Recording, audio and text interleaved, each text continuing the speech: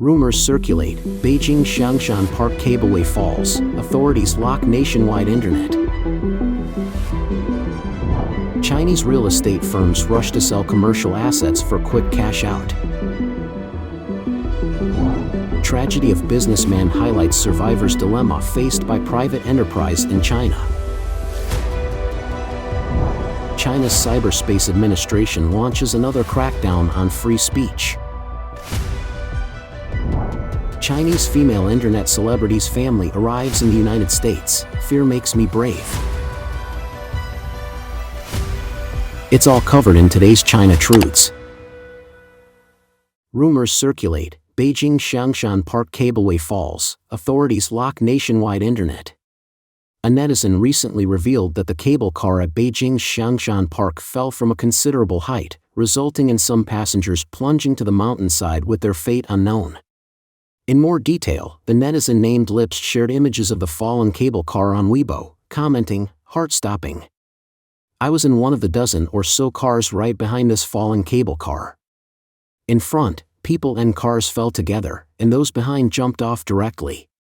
The cable car then rattled and shook. I was genuinely scared, and my legs went weak. I will never take a cable car again."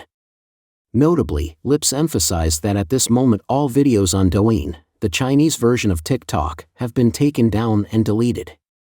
Screenshots also reveal that on November 18th, there was a cable car malfunction at Beijing's Xiangshan Park.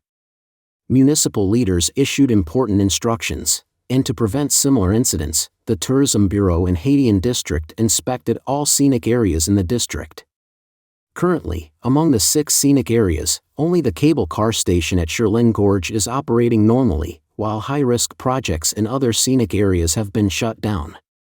There are also images circulating depicting a cable car seat fallen on the mountain, and no injured passengers are visible at the scene. Reporters from NTD-TV discovered on November 21 that the article, initially published on the mainland portal website NetEase, has been removed. Additionally, the Weibo post by the user Lips, who exposed the information, has also been taken down. The Beijing authorities have entirely censored a typical cable car accident, sparking speculation from the public. Some netizens suggest that the authorities have gone to such great lengths, perhaps the fallen passengers were not ordinary. Notably, this incident is not the first cable car accident at Beijing's Xiangshan Park. On September 16, 2013, a 59-year-old tourist from Heilongjiang fell to his death while riding the cable car at a height of over 10 meters. The Xiangshan Park cable car is a popular mode of transportation for many visitors. However, well-known mainland actress Song Dandan once expressed fear while riding the Fragrant Hills cable car, exclaiming that she's never seen such a scary cable car in her life. She also criticized the cable car online, pointing out that it neglects visitor safety. The cable car at Fragrant Hills has the handle away from the chest by nearly a foot, and there's only half a stick under your feet. It's too dangerous, even for children. Chinese real estate firms rush to sell commercial assets for quick cash out. Chinese real estate companies are grappling with frequent financial crises as the entire industry is engulfed in financial pressures. In response, these firms are actively divesting commercial assets to alleviate the strain. However, liquidating these assets proves to be a formidable challenge. On November 21, China Business News reported that commercial assets, once considered lucrative for real estate companies due to stable cash flow and high valuations in the capital market, have now become a hot spot for divestment. The industry, under the sweeping influence of financial pressure, sees various commercial assets shifting from being favored to abandoned, becoming cash assets for real estate companies. There has been a significant surge in the sale of commercial assets by real estate companies, from Hong Kong-funded developers to distressed firms. Many are divesting existing assets to alleviate financial pressures or redirect funds for daily operations. Notably, companies like Lujiazui, Powerlong Real Estate, and Jin Chaoyang Group have sequentially sold various commercial assets. CRIC Asset Management Monitoring shows that in October of this year, the total listing price of bulk properties in 32 cities reached about 1.92 trillion yuan, marking a 25% increase compared to the previous month. The total number of bulk property listings also rose by 28%. Among large asset projects with a single listing amount exceeding 30 million yuan, projects in Beijing, Shenzhen, and Shanghai collectively accounted for over 70%. However, achieving smooth monetization is proving challenging. Some real estate companies, grappling with debt crises, have seen their projects auctioned off, leading to a tumultuous auction process. A recent illustrative case is the Shenzhen Hong Kong International Center. On November 16, the Shenzhen Hong Kong International Center underwent a second auction, with a starting price of approximately 10.435 billion yuan, a decrease of 2.6 billion yuan compared to the initial auction price. Although the auction price, measured against the evaluation price of the subject, represented a 6.4% discount, the auction was rejected due to a lack of bidders. According to data from the Weifang Research Institute, from January to September 2023, the transaction rates for foreclosed houses in China were 36.46% for residential properties, 27.28% for industrial properties, while the transaction rate for commercial properties was relatively low, at 17.12%. China's Cyberspace Administration launches another crackdown on free speech. On November 17, the Cyberspace Administration of China launched a month-long initiative termed Network Rectification as part of its ongoing online cleanup efforts. This campaign is designed to enhance control over speech on short video and live broadcast platforms while addressing issues related to online disclosures and reports. According to Huang Jinqiu, a prominent media figure in mainland China, the Cyberspace Administration of China consistently engages in what they refer to as cleanup and rectification operations, and these actions are persistent. Consequently, he asserts that this is not a targeted response to a specific case but rather a manifestation of a long-term governing policy. Within the framework of CCP policies, there exists an extended process involving the suppression of information, deceptive educational practices, and simultaneous control over speech. These three facets are ongoing concurrently. Huang further explains that the CCP's consistent cleanup approach is intended to stifle freedom of speech. However, he cautions that the repercussions might be counterproductive, potentially exacerbating social conflicts in China. This is because unresolved challenges in people's lives coupled with limited avenues to express dissatisfaction with CCP policies lead to the accumulation of discontent. Over time, an increasing number of individuals become dissatisfied, and their discontent deepens. Comparatively, tightening control can be likened to sealing a pressure cooker, intensifying the internal pressures within society. Shocking, Red second-generation fatally attacked for sharing Xi's overseas protests.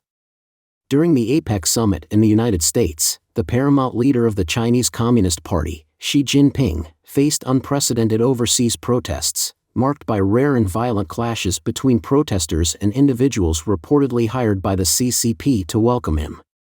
Simultaneously, it is reported that Sun Lin, a media person from Nanjing and a prominent mainland dissident, died after being assaulted in his home by state security personnel for sharing related videos. Sun Liang, a Chinese dissident residing in Australia, posted on social media platform X on the 18th, just received a short message from Sun Lin's closest relatives. Mr. Sun Lin, a well-known dissident from Nanjing, has passed away. The specific cause of death is being verified. Following this, Sun Liang successively revealed that on November 17, around noon, a group of state security personnel from the Shuangwu Sub-Bureau forcibly entered Sun Lin's home in Nanjing. Shortly after, neighbors heard sounds of a struggle inside the house. At 2:44 p.m., Sun Lin was taken to Jiangsu Integrated Traditional Chinese and Western Medicine Hospital, and at 5:45 p.m., the hospital issued a death report. Despite promises to view the body, Sun Lin's family was initially prevented from doing so.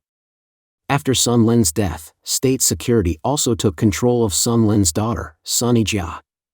They visited Sun Lin's ex-wife, He Fang, demanding that she handle Sunny Jia's affairs and warning against causing any trouble, with consequences to bear if she did. The current head of Nanjing State Security is Wang De, the individual who led the team into Sun Lin's home on the 17th. Over the past 6 months, Wang De has strictly restricted Sun Lin's external interactions, persecuting anyone who associates with him. Mainland dissidents have received warnings from authorities not to mourn Sun Lin. Shen Liangqing, a former prosecutor from Anhui, reported that the police visited him, warning against discussing Sun Lin's death and requesting deletion of related posts. Shen responded by stating that it is the right of citizens to demand the truth and accountability, asking authorities to consider how they would respond if their family or friends died under mysterious circumstances. A netizen, Rosemary, disclosed that she had received a notice not to speak out or go to Nanjing, which she refused. She communicated with state security, expressing that Sun Lin's death was closely related to those who had long dealt with state security. She questioned whether she would dare to meet with them again after Sun Lin's unexplained death following state security's visit. Sun Lin, born in 1955 in Nanjing, was known by the alias Jiemu. He worked at Nanjing TV in 1998 and was the former chief editor of the Metropolis supplement at the Today Business News Agency in Nanjing. Sun Lin faced dismissal for writing critical articles addressing social issues. Starting in October 2006, Sun Lin conducted numerous interviews and reports on civil rights incidents as a citizen journalist for various outlets, including Boxun.net and Wujia News. In May 2007, he uploaded a video from Tiananmen Square, applying to report on the Olympics, which drew the attention of high-level Chinese authorities, leading to a 4-year prison sentence. In 2016, he received another 4-year sentence for posting political articles advocating democracy and boldly exclaiming "Down with the Communist Party" during a community party meeting in Nanjing, resulting in charges of inciting subversion of state power. Notably, recently, Sun Lin actively participated in voice chat activities related to the wall demolition movement. Last Saturday, November 18, during a virtual meeting, he warned everyone that the local national security in Nanjing might come looking for him in the next few days, anticipating action from Nanjing authorities against him. Sadly, he has indeed passed away. Sun Lin's death has garnered widespread attention both domestically and internationally. Many dissidents and netizens have voiced their concerns, calling on the international community and human rights organizations to pay attention to this case, protect Sun Lin's family and friends, and hold the perpetrators accountable. On the 20th, Sun Lin's friends jointly issued an open letter to the authorities in Nanjing, demanding an investigation and the public disclosure of the truth, as well as accountability for relevant individuals. Rights-defending websites have also published articles pointing out that Sun Lin did not die in prison or on the streets but rather in his own home. This is highly likely to be the local national security openly and shamelessly committing wrongdoing. Coincidentally, this occurred during Xi Jinping's visit to the United States, where he faced large-scale protests from overseas individuals. The articles state that in recent years, China's political atmosphere has rapidly deteriorated, with not only individuals inside and outside the system experiencing abnormal deaths but also the suspicious sudden heart attack death of former Chinese Premier Li Keqiang. It can be asserted that Sun Lin's death sets a precedent for evil, and in the future, there may be more unconventional individuals ending their lives in a similar manner. Chinese female internet celebrity's family arrives in the United States. Fear makes me brave. The repressive rule of the CCP is becoming increasingly terrifying, prompting a growing number of Chinese people to flee the country. A few days ago, a female internet celebrity, known for her frequent criticism of current affairs, successfully arrived in the United States with her family. She expressed that her fear of the CCP surpassed the fear from the dangers and encounters with police gangs on the road. In more detail, the female, named Dolly's Miracle, who had ceased updating her content on the mainland short video platform for 3 months, unexpectedly posted a video on her YouTube account, revealing that she, along with her husband and daughter, had just arrived in the United States through the most difficult and dangerous means. She acknowledged that her situation is challenging, and she is starting anew with nothing. She described the journey as extremely difficult, especially with children, emphasizing that she had no alternative. Smuggling to the United States became her only option at the time. Dali's Miracle mentioned that she has not updated her videos since June and July this year because she was threatened by the Chinese Communist authorities. She expressed that, in comparison to the challenges faced in the jungle, she harbors a greater fear of the prospect that several strong men may suddenly break into my house and forcibly take me away at any time. She was even more afraid of someone threatening me with my weaknesses.